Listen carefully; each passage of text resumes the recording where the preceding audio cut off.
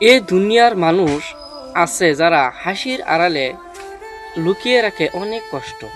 মানুষ দেখে শুধু মুখের হাসি, কিন্তু বুকের ভিতরের ব্যথা কেউ বুঝে না। কিন্তু মনে রেখো, তোমার চোখের জল, তোমার নীরব দীর্ঘশ্বাস, তোমার রাতের একাকিত্ব সব আল্লাহ দেখছেন। রাসূল সাল্লাল্লাহু আলাইহি ওয়াসাল্লাম বলেছেন, আল্লাহ বান্দার প্রতি তার মায়ের চেয়েও বেশি দয়ালু। তাই হতাশ হইও না, আল্লাহ তোমাকে কখনো একা ছেড়ে দেন না।